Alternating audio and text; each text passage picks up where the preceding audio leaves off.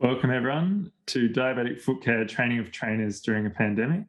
My name is Tom Fitzpatrick and I worked with Lee Brentnell to put together this paper. I'm a podiatrist and Lee is a prosthetist orthotist, and this Training of Trainers program was run in the Solomon Islands. So as a background to the Solomon Islands, they consist of 6 main islands with over 900 smaller islands in the Pacific, and it is ranked the 9th highest in the world for diabetes prevalence. And at least 60% of inpatients on the surgical ward at the National Hospital have severe diabetic foot wounds, often leading to infection, amputation, and even death. And there are limited resources to respond to diabetic foot problems and prevent amputation. So the aim of this project was to adapt in-person diabetic foot care training of trainers to an online learning environment in response to COVID-19, preventing in-person training. And the overall goal was to strengthen health service capacity in the Solomon Islands to reduce avoidable wounds, amputations, and deaths.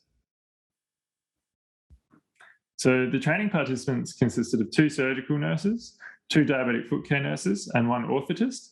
And the reason for this mix was to strengthen a multi-disciplinary team response.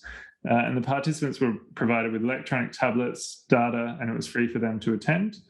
And the online platform that we developed was delivered through Zoom and Mural. We put together quizzes each week so the participants could assess their progress. And the University of South Australia generously donated 3D printed feet for case study sessions.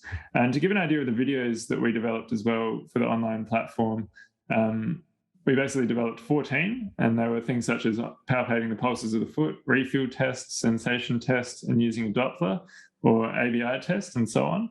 And the participants reported they really found this was helpful for something to revert back to for such a practical and in-person delivered course.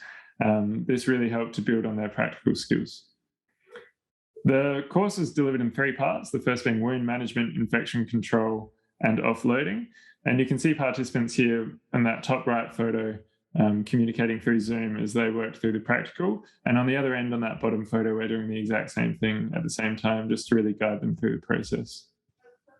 Part 2 was diabetes education, diet, and lifestyle. And part of the course, participants did develop clinical client education material, which they were then able to use to strengthen the education they could deliver to their clients and their community. And part 3 of the program was a training of trainers course where the participants worked with the rehabilitation clinic to train other personnel. So how did it all go? Pre-post course, we assessed the effectiveness of the course through pre-post course tests, pre-post confidence self-assessment, and pre-post knowledge and skills self-assessment, and participant feedback and quotes. And from here, the participants rated Motivation Australia's online diabetic foot care course an average of 4.9 out of 5 stars. They completed the pre-post quizzes for part 1 and part 2 with an average of 71% improvement in grade. And after completing part 3, reported an average rating of 4 out of 5 for their skills, knowledge, and confidence in running diabetic foot care training. In their report, they feel confident to deliver training to a class size of 15 to 20 or 20 or more. So overall, I won't go through all the quotes that the participants gave, but general consensus was very positive feedback and improvement to the goals that they wanted to learn from the course. So we feel the remote delivery has advantages and disadvantages, such as we could deliver over 8 months and keep supporting and contacting the participants regularly through Zoom and other communication apps, whereas often in-person training would be sort of a 3-week intensive. And that would mean the participants would also then be out of their current role for 3 weeks and then have to continue with it. So this did give a bit more guidance and ongoing support. We do feel future improvements to technology and training tools, such as the 3D feet, will make a big difference in this field for online delivery of training. And we recommend exploring future opportunities for online delivery of theoretical components.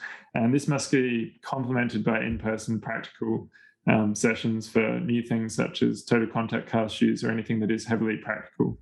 But to conclude, we feel the course was cost-effective, successful in learning outcomes, and participants reported higher satisfaction with their learning experience and self-improvement. And we recommend a hybrid model with online theoretical and practical being delivered in person.